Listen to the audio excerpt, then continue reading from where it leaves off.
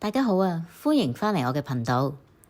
你哋有冇試過遇到一啲突如其來嘅事，例如發生交通意外、親人患上重病、發現伴侶出軌，又或者被公司裁員等等，令你好驚，情緒好激動，又或者好低落呢？又或者有冇試過平日生活上遇到一啲煩惱，例如係考試、健康問題、感情問題，又或者係經濟壓力，個人好焦慮、好擔心。又或者你係咪學緊吸引力法則呢？有冇覺得好難？覺得冇乜效啊？有一個方法可以幫到你改善以上嘅問題嘅喎。呢個方法喺外國已經流行咗好多年，可以幫助減輕焦慮、壓力、慢性疼痛等等。仲有相關嘅研究認可，對創傷後壓力症候群係有明顯嘅效果喎。另外呢個方法亦都係好多外國嘅顯化大師用嚟加強顯化嘅能力。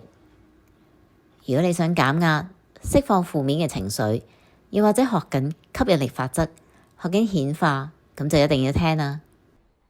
我係 Sandy，係樹懶肥皂嘅創辦人，亦都係位自然療法師。呢個頻道係會介紹好多健康身心靈同埋吸引力法則嘅資訊。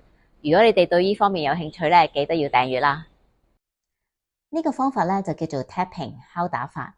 咁幾個月前有人幫我抽咗一張卡，就係 EFT tapping。咁建議我用呢個方法嚟幫助自己專注同埋釋放過去嘅創傷。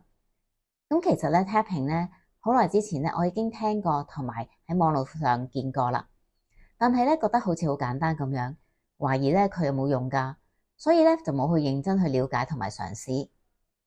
咁既然得到宇宙嘅信息咁我就去研究同埋去練習啦。原來真係好有效㗎喎，令你係會有舒緩嘅感覺。咁如果平時勤力多啲練習係應該會更加好㗎。咁 tapping又叫做 EFT（Emotional Freedom Techniques），直接譯成中文就係情緒釋放技巧。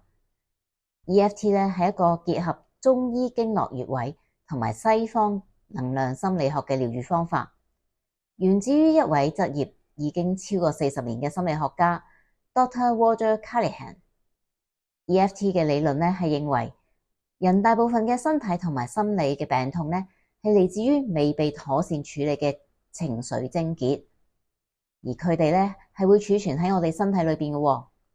咁透過敲打身體嘅特定嘅部位可以將隱藏喺身體裏面嘅負面能量同埋對應嘅情緒釋放出嚟，並作出清理。EFT 嘅好處係可以喺短短10分鐘之內平靜個人嘅情緒，例如恐懼、憤怒、悲傷、緊張同埋焦慮，咁從而可以幫你改善失眠。亦有臨床嘅研究證實係可以減少大腦分泌壓力荷爾蒙皮質醇。依家喺北美洲、歐洲同埋澳洲都有心理學家採用呢個 EFT 嘅方法係幫人處理情緒問題㗎。依家我就示範tapping 嘅步驟程序。咁其實好簡單嘅啫，只要5個步驟。咁喺我示範呢個步驟之前我會介紹嗰9個穴位嘅。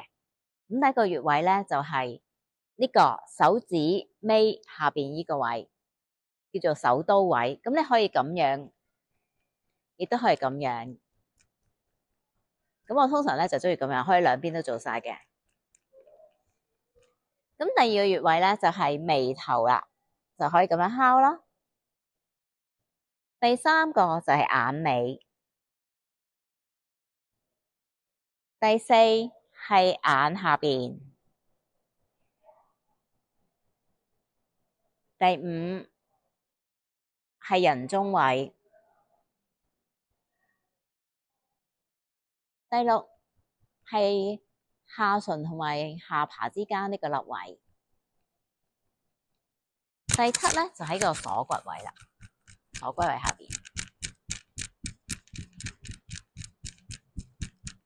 第8就係腋下3-4寸呢度，呢兩個位可以咁樣敲啦，或者係咁樣敲完一邊先，一邊亦都可以嘅。咁最後咧就係頭頂啦，就可以咁樣敲。咁一隻手或者兩隻手都唔緊要嘅。咁敲大概5至10下度啦，大約。依家咧就開始步驟一。步驟一咧就係要評估你嗰個情緒而困擾你嗰個程度。咁咧你要確認翻呢個困擾你嗰個問題係帶俾你嗰個相關嗰個情緒嘅感覺。咁係比分啦。咁0至10分，0咧係最平靜嘅，10分咧係最嚴重、最差嘅情緒。咁你確定咗呢件事係令你係嘅嗰個情緒嘅分數係幾多先？步驟2咧，咁咧就係設定一啲嘅肯定句啦。例如咧就係嗱，雖然我好驚，但係我仍然深深咁愛自己，接納自己。又或者係雖然我好嬲某某某，但係我仍然好深深咁愛自己，接納自己。咁呢個咧係喺做穴位嗰陣時講嘅肯定句嚟嘅。咁步驟3咧，咁就係一路做穴位，一路講呢啲肯定句啦。到步驟4咧，就去重新去評估你呢個情緒啦。你做完之後，咁就係做完之後，你睇下你個情緒有冇好到？可能你最初嗰陣時咧，好惡劣嘅情緒係10嘅，依家會唔會好一啲咧？係咪去到8咧，或者7咧，再減咧？咁最後個步驟咧，就係如果你覺得仲係雖然有減低到，但係咧你仲係覺得係唔開心嘅，仲有好多情緒未去到好低嘅話咧，咁你就重複翻做，一路做敲穴位同埋講嗰個肯定句啦。咁我而家咧就完整咁樣示範翻做穴位嗰陣時講呢個肯定句啦吓。我雖然好驚，但係我仍然好深深咁愛自己，接納自己。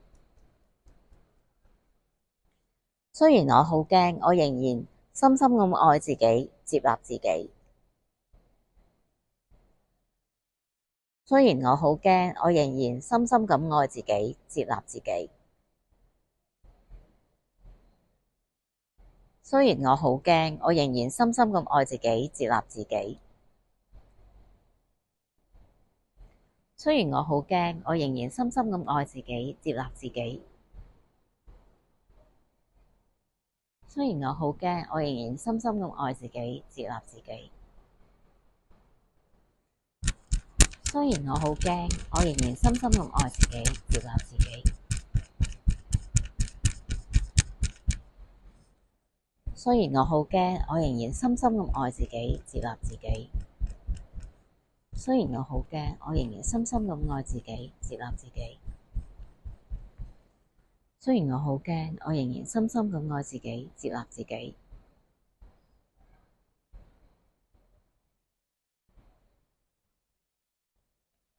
咁咧係做到咧，你直至你認為咧個情緒係真係比較平復啲，唔會再受呢件事咁大嘅影響嘅。